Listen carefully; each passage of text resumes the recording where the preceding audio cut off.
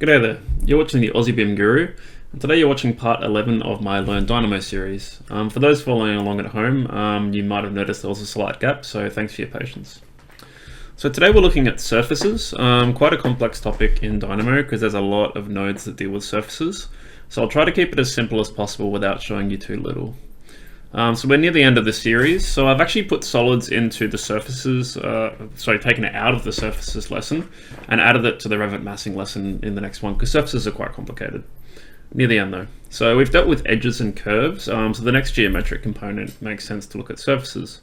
We're going to keep it Revit focused, so in this case we're going to use Revit massing as our example for how we can derive our surfaces and work with them.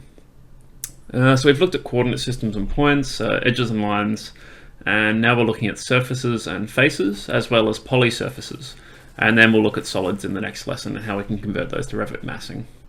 So like I said, solids next lesson, because I just ran out of room in this session to fit both solids and surfaces, just simply too many nodes, too many things.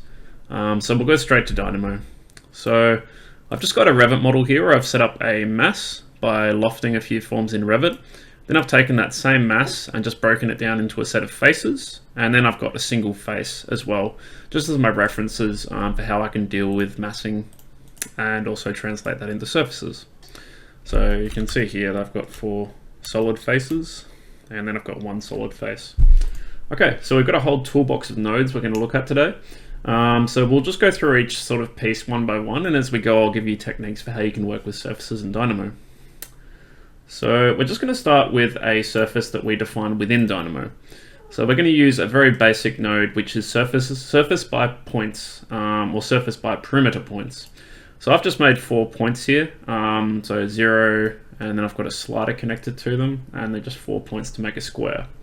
And you can see that in Dynamo here, that's my square of points that we're dealing with. So if I feed this list into surface by perimeter points, it will create a surface, and you'll see that's the output, 1 surface from 4 points. Obviously that can be more than 4 points, in this case I'm just keeping it simple. So let's take this surface and let's get some elements from it. So what we can do is we can take the curves of the surface and we get the edges of the surface. So that's how you can deal with boundary curves. But what we can also do is we can take that particular surface and we can do what's called a surface by patch. So we can take those curves and we can turn them into a polycurve using polycurve by joined curve to make that a single closed curve, and we can feed that into a surface by patch. So if I just turn off my surface by perimeter points, and I'll leave my perimeter curves on, if I run this, it will actually close the surface of those lines. So this is really helpful when you have a boundary of an element, such as the edge of a floor that you want to turn into a surface in Revit. And you can see from there you can also analyze a lot of properties of the surface as well. So I can analyze the surface area. Keep in mind this will be in your local units, in this case millimeters for me. So you may need to divide that by 1,000 or 1,000 squared, depending on the units you're working with. You can tell whether the surface is closed. In this case it says it's not closed, which is interesting.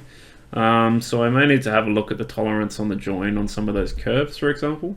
And then we can also get the perimeter of the surface as well. So some really handy surface analysis nodes. So surface by patch is a really useful node. So just remember that one when you're working with it. So we're just going to disconnect some of these now that we've used them.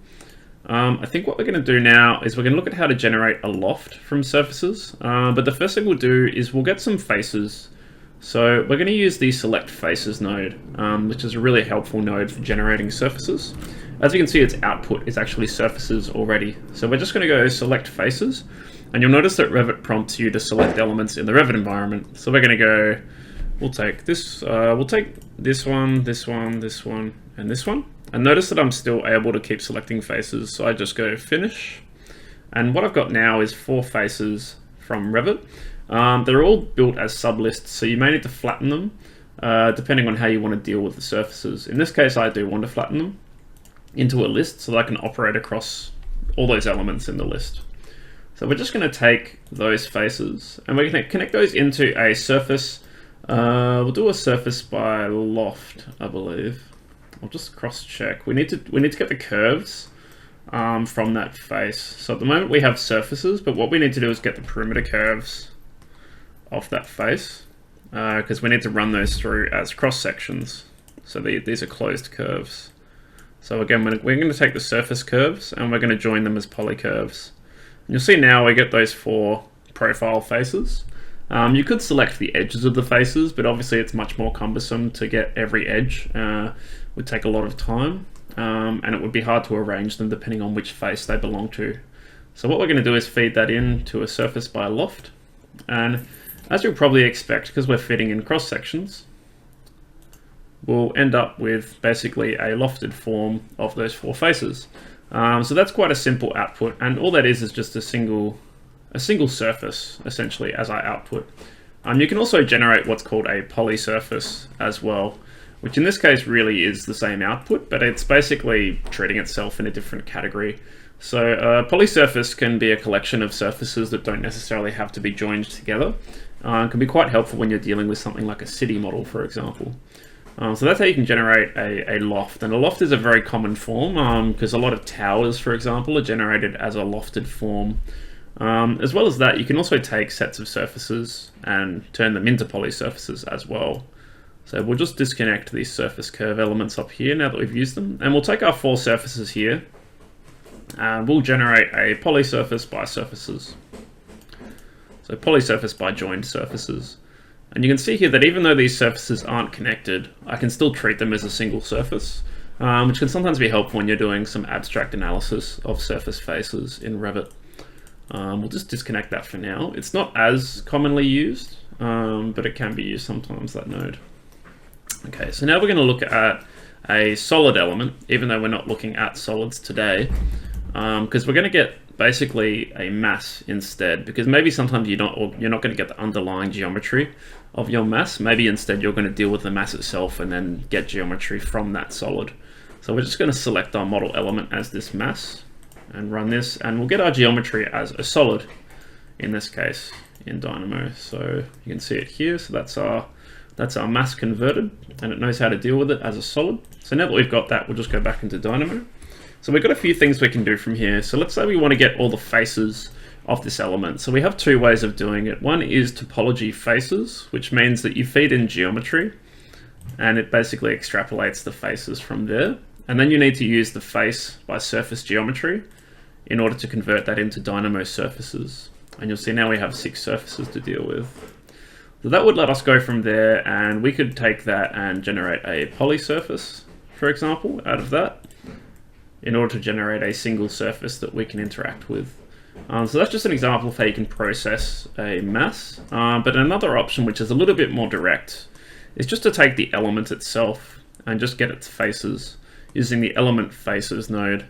And this is much faster because you're skipping one node in the process. And when you're dealing with geometry, the more nodes you can skip, usually the faster and more efficient your script will be. Because every time I'm generating geometry, it's technically still being previewed and generated. So these both generate geometry at the moment. Just because one of them generates one and another one doesn't mean that it only does it once. It does it twice because they're different methods of generation.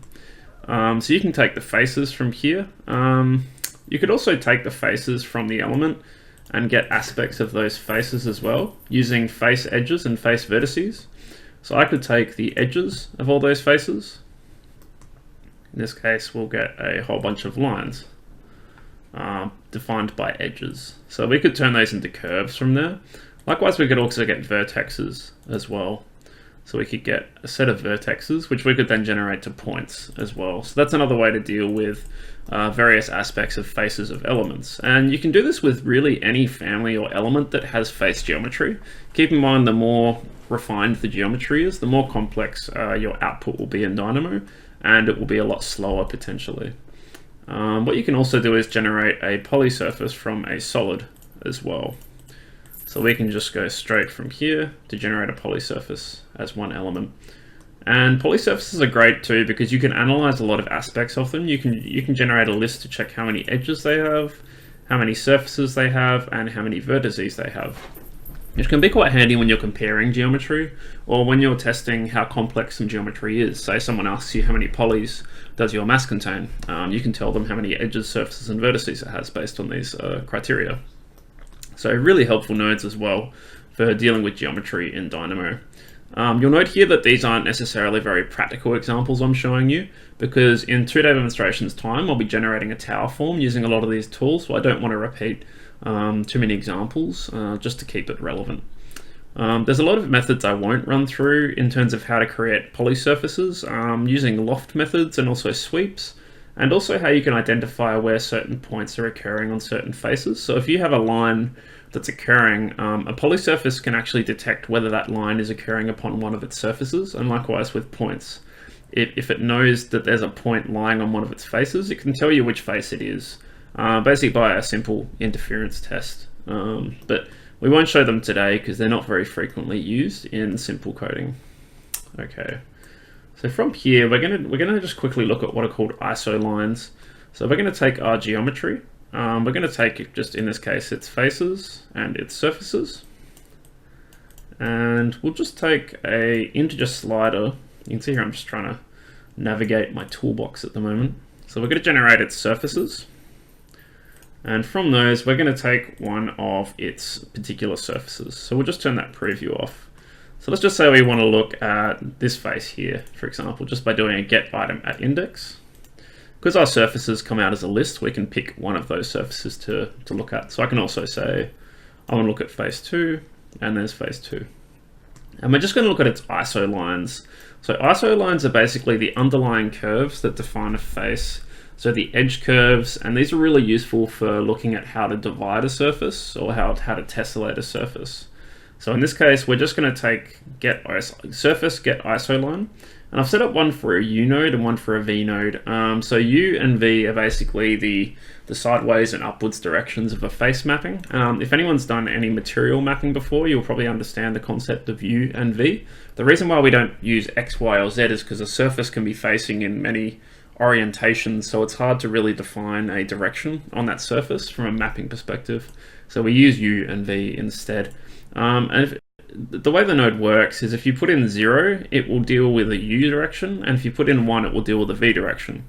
Parameters are basically just, do you want to look at the top or the bottom of the face? So 0 through to 1 is how far along the surface you're looking at. So in this case, we'll just run this, and you'll see that we get our U, which is crossways along the face, and our V, which is running up the face. So these are really helpful for if say you're trying to divide a surface into maximum 3 by 3 meter divisions. You could measure the size of these edges to very roughly estimate what your division should be on that face. So that's really handy in that case, because you can divide that curve by segment points, similar to a technique we looked at 1 or 2 videos ago when we looked at points and lines. So worth being aware of. Likewise, you can take surfaces as well, and you can look at parameters at points. So we're just going to move these ISO lines out of the way, and instead we'll look at this surface, and we're going to analyze the point that falls at 0.5 along the surface, or 50% along the surface in this case. So the first thing we'll look at is we'll get a normal width parameter, a pointer parameter, and a curvature parameter. So halfway along the face, see, we'll get that point as the midpoint of that face. So you can see that's our output there. So it's quite easy for us to find the center of a face using a point at parameter node. And we also have the vector facing away from the face at that point at 90 degrees to the surface. So that can be really helpful when you're looking at things like angles of incidence to the sun on buildings. I use that quite a lot. And also just the curvature as well. So the coordinate system, that defines how curved that element is. So if you're trying to find the actual curve that defines that point. I don't use this too often, but I do use normals and points of parameters quite frequently. So we can obviously also take more than one input in that case. Let's say we want to do a range. So we want to do, we'll do 0 through to 1 at an increment of 1 on 10. So we're doing a range here. And let's just put that here instead, and we'll get more than 1 point now. Or we should get more than 1 point. Okay, normal parameter. So we need to do a longest lacing on these just to get the most number of outcomes. And there you can see we get points along the surface at those intervals from a U and a V perspective. So you can see there that we're getting a whole set of points. And likewise, we can do a cross product as well, which will be a little bit slower, but that gives us our points along our surface. So you can really see the power of being able to analyze surfaces in Dynamo now, because you can really interrogate points. And what we're doing is creating a grid along that surface, essentially. But before we get too far into creating grids in this way, I think it's better that I draw attention to a custom package which does a lot of this for you. And this is called Lunchbox. So Lunchbox is a really helpful package in doing these sorts of exercises. So let's say instead we want to put a quadrilateral panel across the face. So I'm just going to scroll down to Lunchbox itself and show you what's in the package. So Lunchbox, and we're going to look at panelization in this case, I believe. Just check Revit. Quite hard to find the particular section it's under. So it's under geometry panel, and there's a whole bunch of patterns that it can generate for you. So triangular, hexagonal, diamond, square, or quad. In this case, we're just going to generate a quad pattern. So we'll run that script, and we're saying we want 5 U's and 5 V's in this case. And I'll just hide that surface so we can see the Lunchbox surface. So what it'll give us is a list of panels as surfaces and a list of points for the points around the edge of each of those surfaces. So we could in this case take a polycurve by points, and we can connect those points, and we could take this list of points, and we're going to need to operate at level, I think level 1 in this case. We'll just try it as it comes. And there you go, you can see we can create a grid from there as well.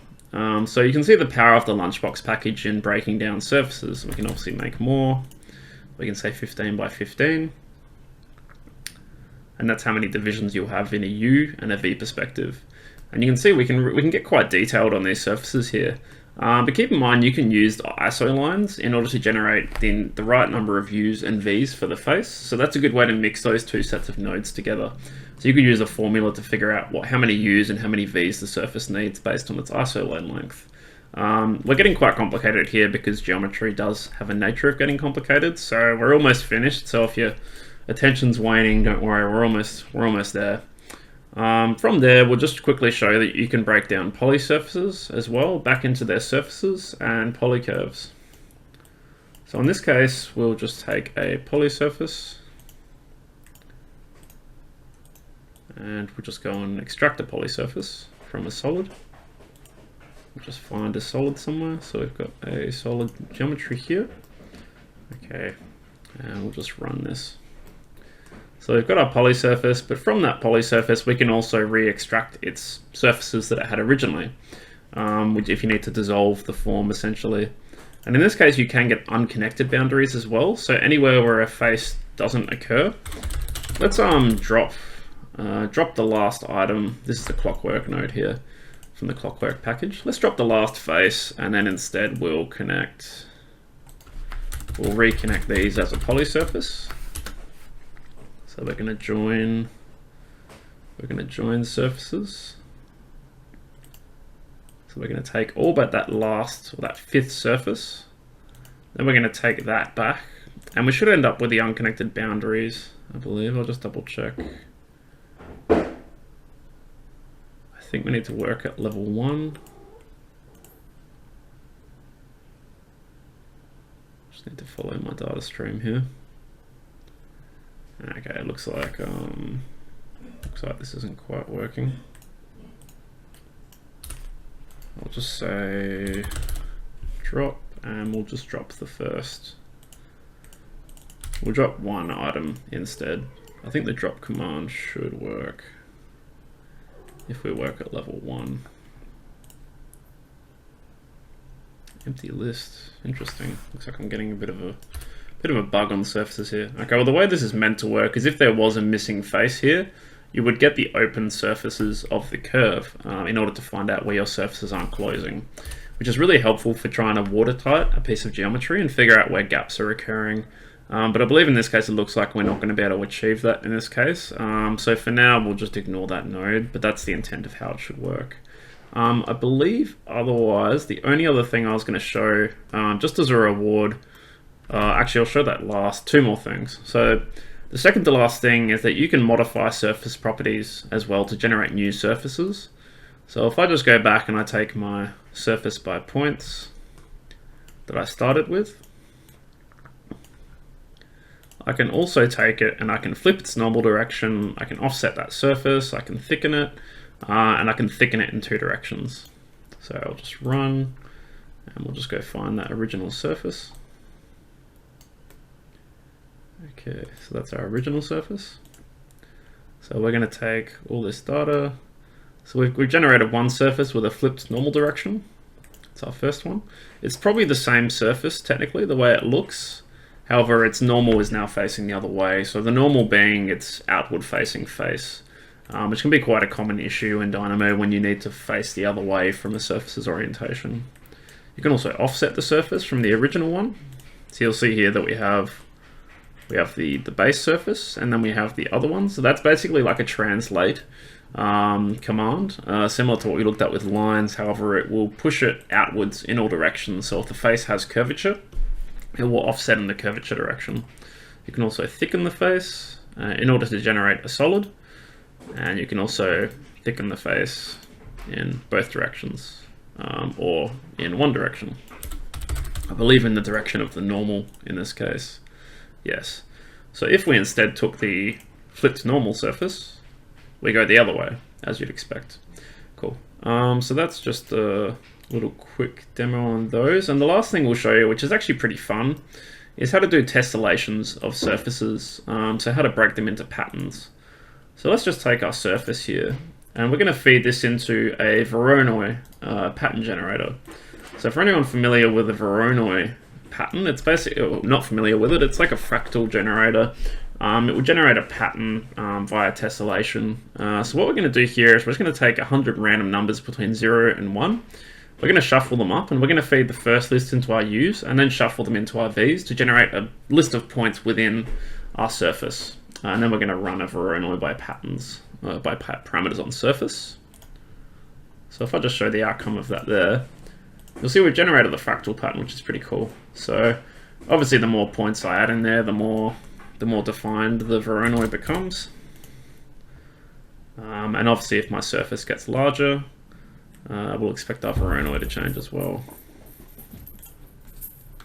And there you go, you can see it scales up. So there's a lot of potential with using Voronoi on surfaces. I won't go too far in because it gets quite complicated and quite abstract, but just be mindful that that's available within Dynamo as it comes. So that's basically like a crash course in surfaces for Dynamo. Quite complex, and there's a lot of things to them. I haven't shown you everything they can do, but that's probably the vast majority of nodes that can interact with surfaces. And sorry if I lost anyone, it's quite a abstract topic, that one. If you need any more help, the Dynamo Primer has a lot of information on geometry and surfaces, and the forums, everyone answers questions there as well, especially in relation to geometry. The next lesson will be looking at solids very briefly, and then how to generate Revit masses from Dynamo forms. So hopefully you'll tune into the next lesson. Thanks for watching today. Hope it was easy enough to follow for a complex topic. And I hope I'll see you in the next video. If you're not already following and subscribing, feel free to do so. And thanks again. Take care. Bye.